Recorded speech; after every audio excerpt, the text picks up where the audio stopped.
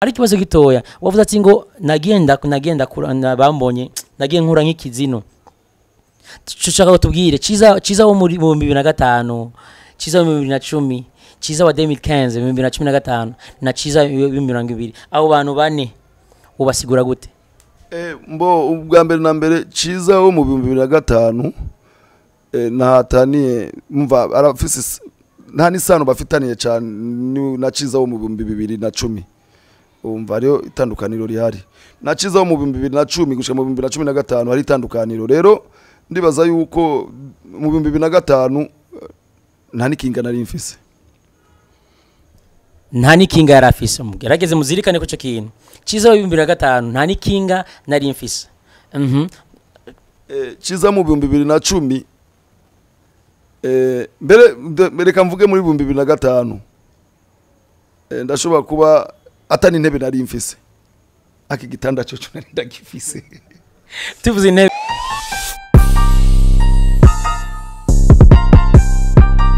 nkuko mumenyereye aha turi muri Homewood TV tukufata mu bwami bwa Homewood TV no musi gutariki 11 z'ukwezi kwa kane mu 2020 aho televiziyo yacu yamibishasha bitegure kubashikiriza ibiganiro vyiza mwama mwiteze imisi yose kundi nkuko tamatubabwira no musi nkuko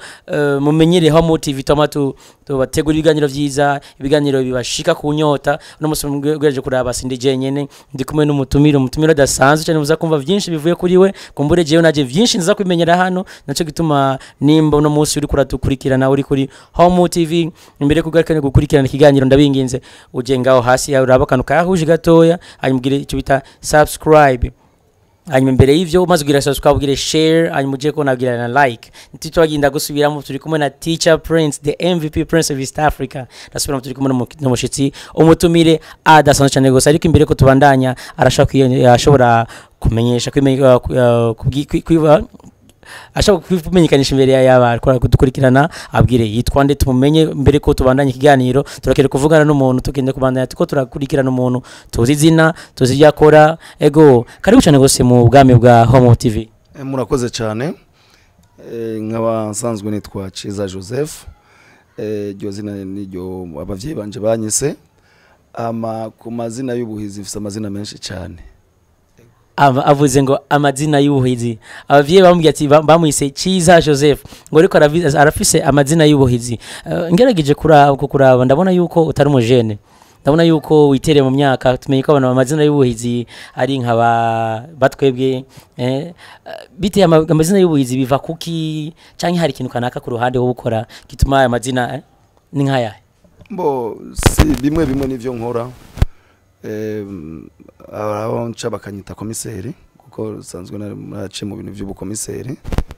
gato aho nyene tuze komiseri tumva komiseri mu gipolisi komiseri mu gisirikare komiseri ushaka kugerageza kutubwira neza komiseri mu biki mbo ni komiseri naratwaye isoko ego komiseri aratwe soko ndibaze kuno mwanya muri kumazirikana tuko turavugana komiseri y'igipolisi ko turavugana komiseri yigeze gutwara isoko ka komiseri ayandi mazina y'ubuhizi twaba tuzi canke barakora twumviriza basanzwe bakumenyereko ayandi mazina ni yo mu masinema itwa Kimoko ni yo zino buhana abantu bose hirya no hino mu mateleviziyo mu marezo atandukanye niryo zina bazi gushika uno munsi avuze ko muri amazina bama bariko baramuhamagara amazina yo mu buhizi ngo babita Kimoko ma film mu mayeresi ikintu gishasha buryo urakina mayeresi bikomeye cyane kuko no kuyandika ndayandika ndandika ndumu producteur nkaba ndumu director birantangaje cyane gose aho uno musi mu Burundi uno musi muri mu bwami bwa Homewood TV twicare n'umuntu adasanzwe director producer kandi yandikira film atandikirwa kandi ugiye kuje kuraba urabona yuko araburiye vyikuri urabona ko imyaka ariko arayijana urabona ko nibuhanza ndakuvuga ati bavyita ubuhumure sivyo ego vyagenze gute ngo unje muri film kandi nzi ko abantu bitere imyaka nkamwebwe badakunda kuja mu bintu nk'ivyo je nibaza yuko filme ubwa mbere na mbere kugira ndabije mu genda mu papa kuze ndafise imyaka 44 ndiko ndaja mu myaka 45 nkaba mfise abana ndwi nkaba mfise n'umugore urumva yuko mu myaka maze kuyirabura ko gatoyi. Hama mu bintu vya filme narakoze nariyumviriye cyane kuko si vy'ubu kuva nkiri umwana narakina amateatre ku ishure. Aya mpamvu y'ivyo naragenda kuri cameo kuko ndi umwana navukiye ngaha mu gisagara ca Bujumbura. Nari mvise abavyeyi bamfata ukuboko bakanjana kuraba amasinema kuko ico gihe muri za 80 na zari zeze cyane. Twaja kuri cameo canke kuri cine Burundi. Umva rero narakunda filme cyane gushikaho naguma niyumvira ko nzobikora nka muri ico gihe mbere mvuye kuraba filme nashobora kwigana nka tora udukarto nka dukinisha ngashira igitambara nka dukinisha kugira abana baze kuraba kwinjira kwa urufaranga rumwe. Umva mu byo naravye nabonye hariya nacanza nkabikora abatagiyeyo baka histoire yose nkayivuga y'isinema yose. Biratangaje cyane kumva yuko umuntu yatanguriye kuva mu bujene gushika umunsi akagikina sinema. Ari kintu kidasanzwe ariko aravuga avuga ati naho bamwe bataba bashitse ku sinema naragerageza kubasigurira no kubabwira ati sinema yagenze gute nkoresheje ikarato ngo bari muri bwa buryo tumenyere bwa dessin anime. Mbo nayikora ndiko ndaraba ubu niyo nabibonye kumenga nayikora nka kumwe kwa dessin anime. Mbere nkaba ndiko ndaforma n'abana banje kugira bakunde iki gikogwa. Mbere bariko barabikora cyane. Umva rero narakora kijya gihe gushika naho isinema nayibonye nk'isaha imwe cyane cyane ico gihe hari heze z'igihindi. Nizo zari zeze cyane iz'abanyamerika zozo zagiye kuza za 86 n'indwi n'umunani kuduga ako za 82 na 2 na 3 na 4 umenga ico gihe na gatanu zari z'igihindi cyane zari zeze cyane ubu. Ego CIZA Joseph yakuza kundi sinema unomusi akaba hageze aho abufungura kwija imyaka 44 afise umukenyezi ndetse n'abana indwi. Akaba avuga yuko akeneye yuko abana byo nabo bakurikira iragi y'umuvye wabo y'ukina sinema. Tukije kuzirikana muri mu mico kama y'u Burundi aho benshi baravuga bati iyo kini sinema uri umuntu umupapa ukuze witere mu myaka baravuga ati peut-être ashaka kuba harimo ngo harimo ubushirasoni harimo ubushirasoni sivyo bisanga kimwe ndimo nari mugenda gukora kina n'umukobwa atari umwana wawe canke wowe nka CIZA nk'umuntu umenyereye sinema kuva na kera nari gushika no munsi ico kintu gifata gute cyane cyane ku bantu bafise ikibazo nk'icyo ni giki wo bahanura canke wo babwira cyane ko nka client wo bibira. Okay, jewe nibaza yuko abavuga ivyo no kudatahura no kutamenya kubera ubwa mbere na mbere mu bintu dukina ne bari message tubwa turatanga nkeswe abo je nibaza ko abo bantu babivuga gutyo nababa babikoreramwo banka rero kwimenyekanisha ivyo bakora oro wewe ubikora ntushobora kuvyerekana live. Umva rero twe tuvyerekana live hari impanuro tuba tuko turatanga kuri abo bantu babikora kugira babihagarike na cyane cyane dukina sinema zitandukanye zirimo inyigisho zitandukanye. Mbere tugakurikiza n'imico cyane cyane abarundi barangwa n'imico y'ikirundi yiwabo. Remva rero mugerero udashaka kubikora kugira uvyigisha abana uvyigisha abantu baca mugane mu kirundi ngo wanko kuvuga ukuri bakakuvugana. Umusaga avuga ati iyo tuko turakina filme dutanga message abo nabo bavuga ni kubira kuba babikoreramwo. Urumva yuko ndasubira kuba ariko baratwumviriza ndabibutsa yuko mubandanye muri kamera subscribe mubandanye kugira mushaka kubandanye muri ironka ibiganiro byacu bya Homewood TV. Hanyuma turagaruka cyane kuri CIZA Joseph umutumire wacu no munsi wa Homewood TV. Yavuze ati rero iyo tuko turakina ni message tuko turatanga ariko CIZA ngenda bazi kibazo burya wowe ufise umugugu wawe wobukinyeramwo nimba ufise witwa gute? Bo twebwe dutangura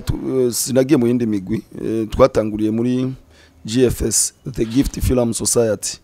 nishiramwe naryo nyine twagizemwe uruhara rukomeye kugira ngo ribeho yabayeho umenga mu 2015 ubu bikaba rimaze imyaka 5 ririho rikorera kandi rimaze gukora amafilme menshi. Ni filme kandi ziteye igomwe abarundi benshi bakunda zica ku televiziyo atandukanye nga mu gihugu. Ego mufise umugu wanyu mufise ishirahamwe rya gitwa GFS The Gift Films vyukuri birumvikana ko muri ko muratera imbere bidasanzwe cyane muri iki gikorwa cyo gutanga message no guhanura abarundi n'abajene. Ariko ikibazo kica kigaruka ngaha, amafilme yose muriko murakina muri kino gihe ni akamaro kahe ariko ayo bari karagirira ugwaruka rw'u Burundi, na kamaro akahe canke ikintu ngira akamaro umuntu wese yumva izo filme akuramwo, canke ivyo bimaze gushika kumva abantu ama feedback bakugira bati vraiment vy'ukuri ifilme yarampanuye. Ego hariho amafilme maze kwandika tugakina, hariho filme bwa mbere na mbere natanguye gukina ndi umu acteur, ni filme yitwa Koreta. Ni filme y'abagore batanga imiti bagayiha abagabo babo, ama umugabo wiwe mutsi niwafasha umugabo wafasha umugenzi w'umugabo. Umva rero yabaye impanuro y'abagore gutanga imiti ko ari bibi ntibazosubire kuko irashobora no kwica canke ikamuhindura umugabo ikijuju. Iyo ni point ya mbere. Point igira kabiri ni cinema twise Isezerano twakinye na Kidumu.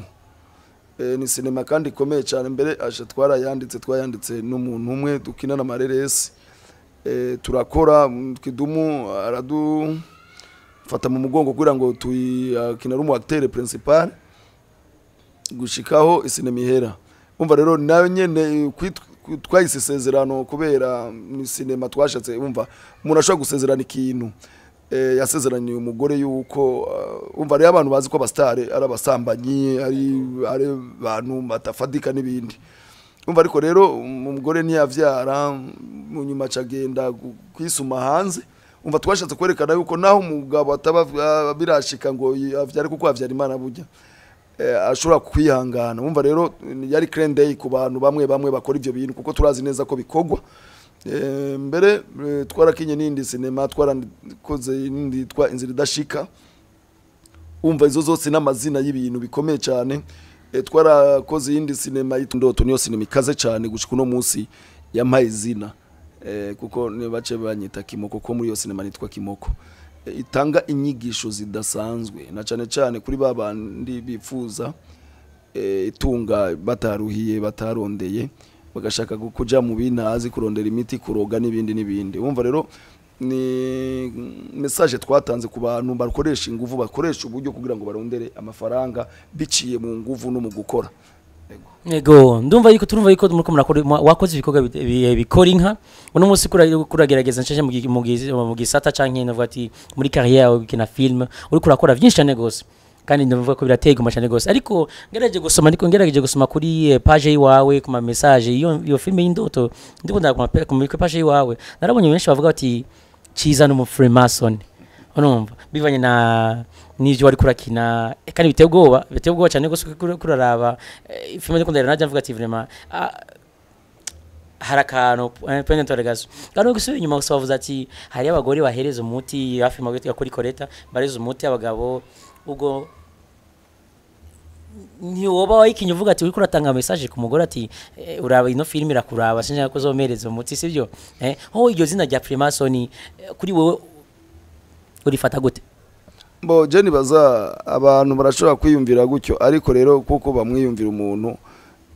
twebwe turabasava turatanga message. Umva turiga ibintu biriko biraba mu bantu hanyuma tukabimenya. Umaze kubimenya ugatanga umuco ati nyaburi biriko biraba nibi mu bihagarike kuko ejo birashobora kubazana ingaruka mbi. Umva rero abantu buje banyita mu FREEMASON ubwa mbere na mbere barashobora kwinyumvira ubuzima narimo bakabona peut-être ngene naduze nka kujya kwikizino bagaca bavuga ati okay umuntu vye bose yakinye ivyazi yakinye by'ubu FREEMASON azi or turabantu dusoma ibitabo cyane.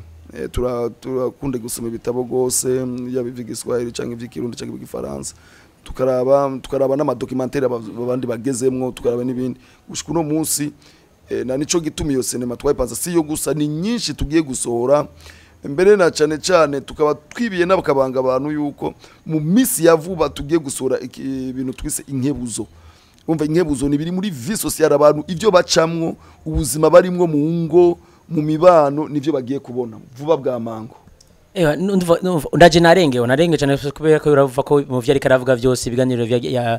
cyacu no cya Homewood TV, ariko rekana yuko amaze gukora amafilme menshi kandi muri cyo filme yavuga yakoze itwe ya indoto naho benshi bagiye baramwita ngo mu Freemason ntabwo ari mu Freemason ariko ari nk'inkebuzo ari karatanga ku bantu babikora ego kandi ikindi naco nagira mvuge yavuze ati kubera ko benshi bamubonye ko yagiye arakura nk'ikizinu uno musi akaba yifashe neza urabona kuko umugereje ko urabona ko ari umushinga naye yabushitse ari kibazo gitoya wavuze ati ngo nagenda bambonye nagiye nkura nk'ikizinu tushaka tubwire CIZA wo muri 2005 CIZA wo 2010 CIZA wa 2015 2015 na CIZA 2020 abo bantu bane ubasigura gute mbo ubwa mbere na mbere CIZA wo mu 2005 nahataniye mva arafise nta nisano bafitaniye cyane na CIZA wo mu 2010 umva rero itandukaniro rihari na CIZA wo mu 2010 gushika mu 2015 hari itandukaniro rero ndibaza yuko mu 2005 nta nikinga nari mfise nta nikinga yarafise mugerageze muzirikane ko cyo kintu CIZA wo 2005 nta nikinga nari mfise CIZA mu 2010 mbere kamvuge muri 2005 ndashobora kuba atani intebe nari mfise akigitanda cyo nari ndagifise tuvuze intebe turumva gasonga ni uvuga intebe ya madivan izo munzu cyanye je commence la vie nimizaye ego jewe nkikura hari intebe bitaje commence la vie hama akaba ariho dutebe twita busonga bugari umva utagafise bisigura ko utajya ubugari muhira akaba ariho n'udutebe usanga abamama bafise twatundi twe kuzana ibisusu umugore atakafise muhira wavuga ati umugore nta gisusu akeneye ariko ndibaze ko agasonga bugari wari ugafise kubera kine ko mama bigenda neza cyvyumva ego agasonga bugari kari muhira ariko peut-être hariho n'udutebe twaje commence la vie twariko kuko sinari umuntu muto cyane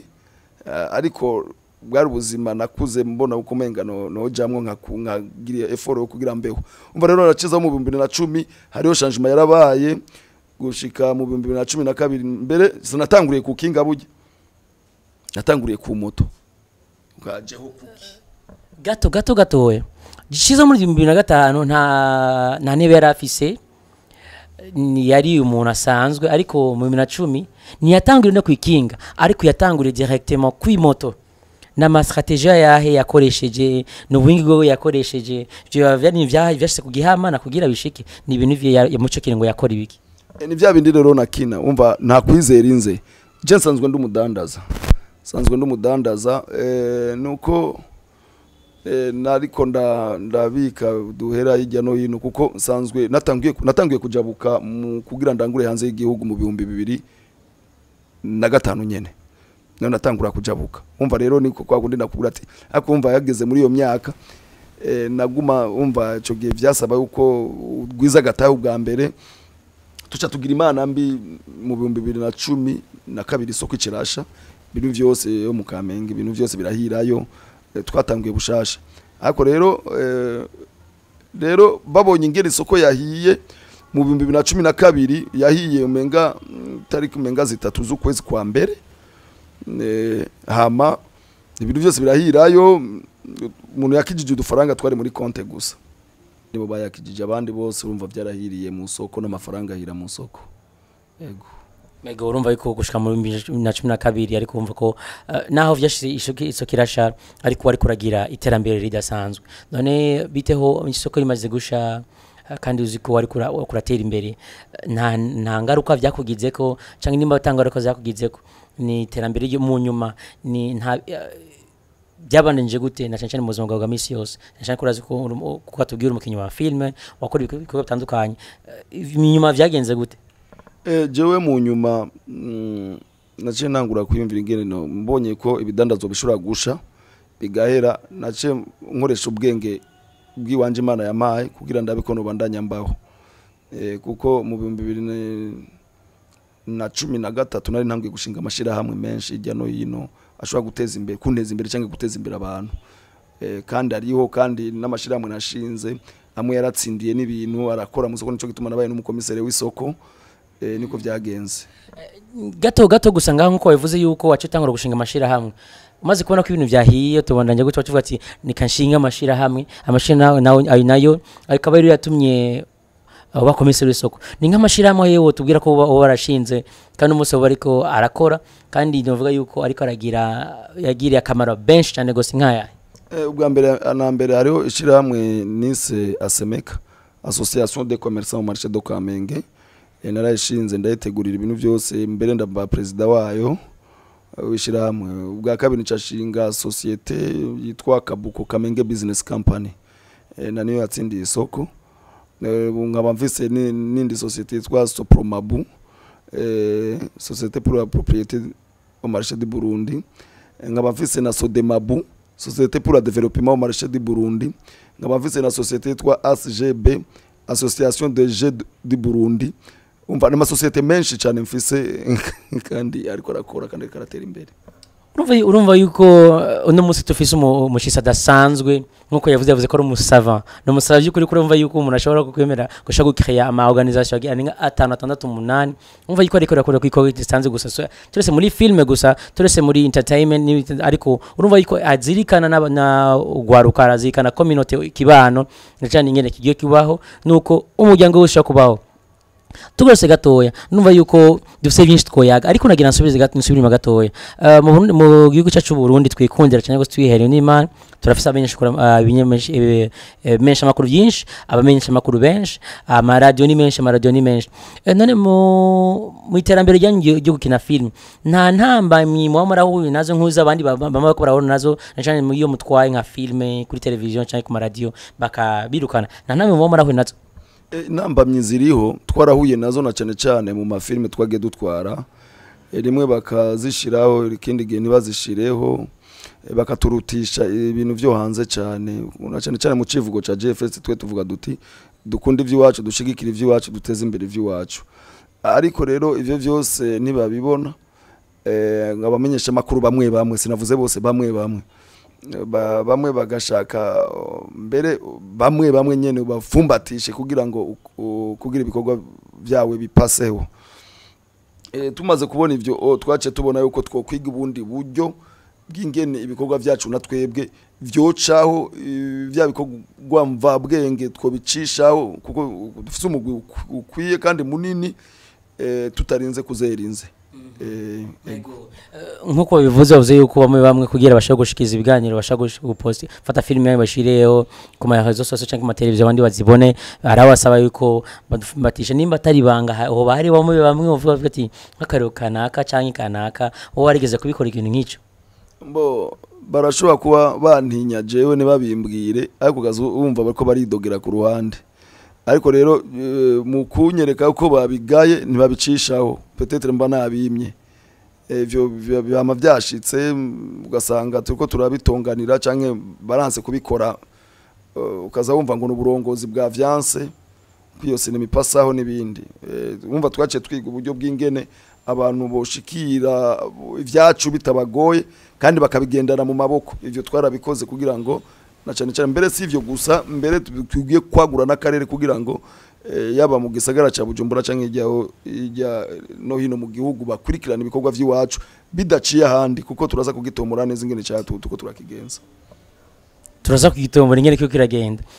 amafilme yacu kugira ngo ashobore kumenyekana hanze y'igihugu canke inga mu Burundi twimvire kukore kubera ko batubanira ko badufata nabi amafilme yacu na passe ku mateleviziyo ku radio atandukanye twahisemo kugira ibintu ciwacu ikintu ciwacu kizodufasha iki nkene ko abariko baratwumviriza kuri Homewood TV bagereza kumve icyo ni surprise canke nico bari surprise tugira ubwa mbere na mbere tuje mu Buhindi bafise Bollywood iyo Bollywood ni shiramwe rikina amareresi kandi rikomeye cyane kuko niyo rya mbere ku isi hagacaja haza Hollywood y'abanyamerika riri muri Los Angeles ryo muri mu Buhindi i Mumbai tugiye muri Nigeria naho yitwa Nollywood kuko bagize selection ba Nigeria baganeye umva nabandi bace bagira Nollywood rikaba rifise abakozi barenga abantu bari muri Nollywood bagashika nk'umuriyoni n'500 barikoramwe tukaba tugiye muri iki gihugu kibanyi bafise Hollywood mu kindi gihugu kibanye nabo bafise bongo move. Ariko rero twe natwe turavye ati kubera iki twego abarundi twosigara inyuma, hinge natwe tugira ikintu gishasha mu Burundi abantu batamenyereye kandi kizoza gihiganwa kigiye mu yandi mahiganwa na mbere bakagishiramwo muri ayo ma wood nyene wumva wood urumva uko ari ikintu gikomeye cyane, ni ikintu wood bisigura igiti kitarakogwa kitarabazwa agushobora kugikuramo ikintu cyari cyo cyose. Umva natwe twace tugira Homewood TV Burundi. Nacho tugira Homewood TV Burundi. Iyo yari surprise kuri mwebwe muko muratwumviriza kuri Homewood TV, ni televiziyo yanyu nkuko tumibona ngaha. Ndashaka guhindura gatoya ubu turi kumwe na manager wa Homewood TV Burundi. Nibagiye kubabwira ati mugire subscribe, ino surprise kuba kora bose bimvira yuko bafise ingorane mu kupresenta amafilme yabo, nimba batwara ku mateleviziyo cyangwa ahari hose bakumva ko bakumigwa. Homewood TV tumva ko turi ko manager yahuye n'ingorane zitandukanye ngizo nuko murahura nazo, ni mufise ingorane turahagwa ikaze na akantu kaja mushaka kubwira abo bose bagi barahura ingorane ngizo bagira barahura nazo. Ubwa mbere na mbere abahuye n'izo ngorane kuko ni nka bose, kuko sinema mu Burundi umenga sinzi ko bayifata nk'igicibwa canke ko bayifata umenga ntacimaze, ariko ni nkuko bomenya uko sinema ni ikintu gikomeye cyane gishobora guteza imbere n'abarundi n'Uburundi bugatera imbere biciye muri reresi. Na leta mbere igifashe mu minwe iki gikorwa cyotera imbere gusumba nkuko abatlete batera imbere nkuko umupira wateye imbere mu Burundi, nibindi bumva na sinema irashobora gutera imbere dubiciye muri iyo nzira, buka idarapo ry'u Burundi rikaduga. Murakoze cyane gose. Hanyuma kuvyereke muri Homewood ni turese amasinema turazi ko iyo Homewood TV yabaye créé ku bwa GFS gusa cyane, nimba atari GFS gusa ni ibintu bihemo marateguye tuva ko ari amasiprise ko bari kwaratwumviriza mugiye kuzokora. Homewood TV ni television ubu gikorera online, ariko mu minsi iri imbere ashobora kuba televiziyo classique mu gisagara cya Bujumbura bakayibona yose, mbere no mu gihugu cyose bavyitege vuba kuko nitwicaye kandi twebwe turanse kuyaga amasigara cicaro, kuko mu Burundi tumenyereye abarundi uzawumva bari mu manza ngo ndakugabiye ikintu kanaka, ariko twebwe suko, twebwe turakora tugashitsa. Rero iyi televiziyo mu kuyishinga canke mu gushaka kwitera imbere nitwashinze ku bwa GFS, twashinze kugira ngo abafise ibibazo nk'ivyo twahuye navyo batwegere, tubereke umwongo uhuma n'udahuma, ibikorwa byabo babicisheho mbere babicishije kuri televiziyo yacu kiri online, mbere barashobora kwinjiza n'agafaranga mbere ndabibire nibanga. Murakoze cyane mundi baza inyishu mwari musanze mu mizi mazi gikirekire cyangwa ikibazo mwari mazi gikirekire mu office uno musanze murayironke inyishu ni no musi cyangwa ejo hahise cyangwa mwaka wese waragiye kuri televiziyo kuri radio yari yose ugora n'ingorane nk'iyo notre manager ngaha CIZA Joseph yahuye nayo, urahawe ikaze hano kuri Homewood TV kugira tubereke umwongo uhuma n'udahuma. Akajambo gato wobwira aba journaliste bagenzi bacu cyangwa bose bavuga ati kugira ndashobora promotion ya film cyangwa umuziki cyangwa cyose ubanza kumfumatisha, akajambo wabwira nakaye? Je ubwa mbere na mbere no banura kuko tuvuge ibikorwa bakora sivyo kugira ngo bafumbatishwe kuko barahembwa, naho peut-être bo bahabwa make canke sindavye navyonzi kuko kila muntu wese arafise contrat y'ivyo akora na hakora, barabakwiye kuza ubwa mbere ico bahembegwa niki ni ca gikorwa nyene ya makuru baronse. Je sindabona ahantu haba ikibazo haba accident bakaza kugira reportage ko baba amafaranga, ariko watwari ikintu kimenyekanisha Burundi ni kumenyekanisha igihugu n'abarundi ukaza wumva kugira ndagicishe ko amafaranga. Je no banura ko bobihagarika kuko uko baguma bakora ivyo niko badutera indi ntambwe tuguma tugira ibindi vyumviro, bazosanga mbere hagiye arafatwa n'ingingo yuko jewe indirimbo yanje ntuishire kuri televiziyo yawe canke kuri radio yawe, tukabandikira hamwe abantu bakeneye ibikorwa by'iwacu bakabirabira ku mateleviziyo y'iwacu, hanyuma nabo bagashiramo ivyo by'abazungu. Nibaza ko abarundi bazi igifaransa nibarenga nka 5% muri iki gihugu cy'u Burundi. Murakoze cyane gose nibaza ko akora gaklende no kuvuga ko ya nakajisho gato nuvati nk'impanuro ntoya ariko aragerageza kuduhereza tugabamenyesha makuru abagenzi bacu abantu bose bazi ko kugira bashoboye kugira iyo presence cyangwa kushobora kugira promotion y'umuziki cyangwa icyaje cyose umuntu umujene wose afite talent ubanza kwanza kugira iki makano sivyo tubanza tubihagarike nkuko manager yavuze tubihagarike. Iyi ni Homewood TV nkuko tuko turababwira nkuko n'umunsi turatobwe turi kumwe n'umushitsi adasanzwe cyane gose yakoze vyinshi cyane gose ndavuga ko yakoze amateka adasanzwe mu gihugu cy'u Burundi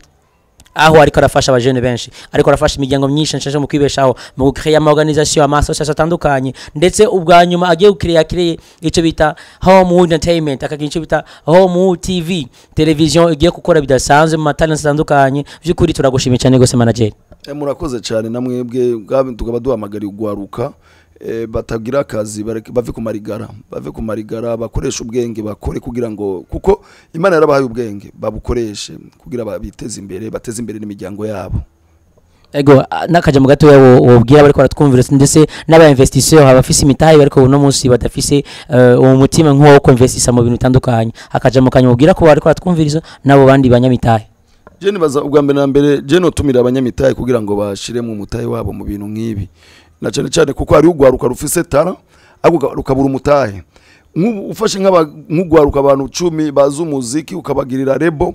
ejo ya rebo irashaka kuguteza imbere kagushikana kure. Turabona abantu bayijya no yino